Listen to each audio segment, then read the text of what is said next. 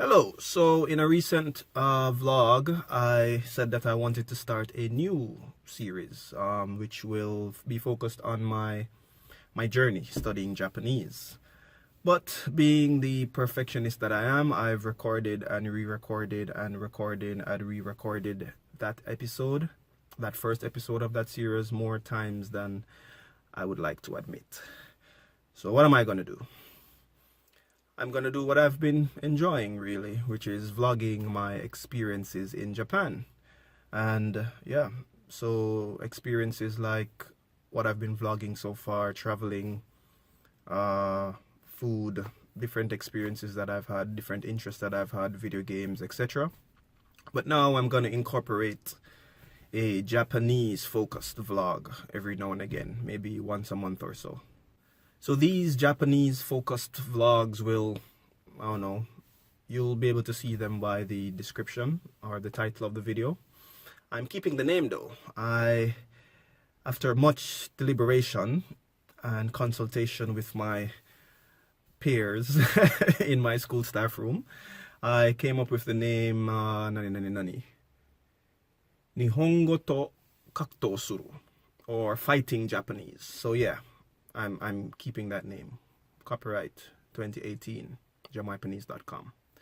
So yeah, this is a long ass intro, but episode 21 of the Japanese vlog starts now.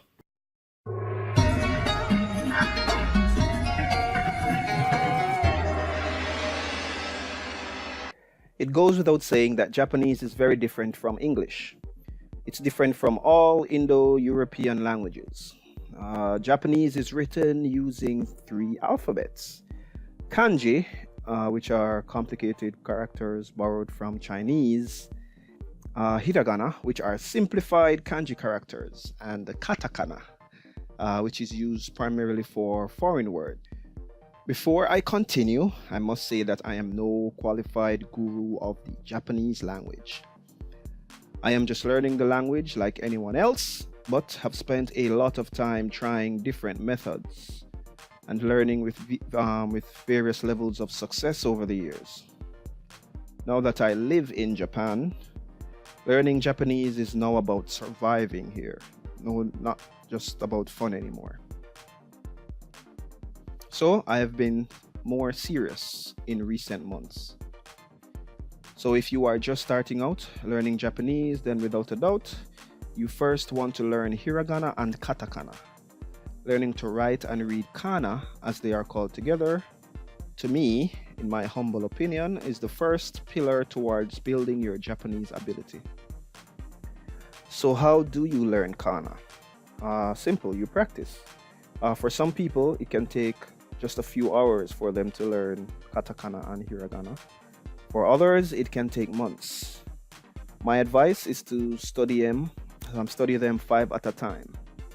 You can use apps, you can use flashcards, or the good old-fashioned pen and paper. Write them, enunciate their sounds, and in time you will know them. I've used apps, pen and paper, flashcards in the past, but some Android apps I would recommend. I have 3 of them. The first one is Get Kana, which is a simple, no fluff app that's focused on helping users recognize hiragana and katakana. It allows you to select the characters you want to study, revise or skip altogether, and I use it to keep kana fresh in my mind. Next up, we have Katakana and Hiragana Pro, which are individual apps with paid options that offers a more gamified approach to learning kana. I am a happy paid customer, and these are my favorite apps to keep kana fresh in my mind. Next up, we have Kana Dojo, which is from the same developers of Katakana and Hiragana Pro, which is another like a gamified app, but with 2 really cool features that I like. I Spy, which is like a agility test, and Matchmaker, which is more of like a memory test that mixes things up, and it allows for studying hiragana and katakana in short sessions while riding the bus, the train, in a taxi, waiting for friends, while on the toilet, whatever. I know I said 3, but I have one more, another app called Japanese Dungeon. This is straight up a game where the aim is to defeat monsters with your knowledge of Kana.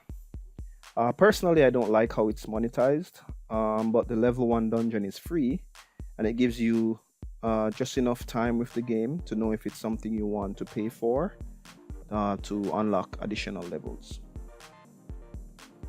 So yeah, there are no shortage of apps out there to help with studying Japanese.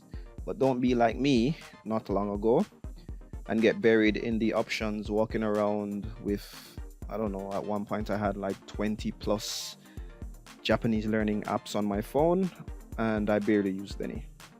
So stick to 1 or 2 apps and start learning Japanese. So to revise, Japanese is written using 3 different alphabets: kanji, which are more complicated characters imported from China, hiragana and katakana, which are together called kana. My advice: learn kana first to get introduced to writing simplified characters and enunciating Japanese sounds. I have recommended some apps, but don't just use apps, please. Bust out the old-fashioned pen and paper and yeah, practice 5 characters at a time. So thank you for watching. In the next video, I'll talk about kanji, as well as some of the books written in simple Japanese I've been reading recently. I think that could prove useful to you. If this video was helpful, please leave a like and drop me a comment with your thoughts, questions, and your suggestions. I'm always open for your suggestions and feedback.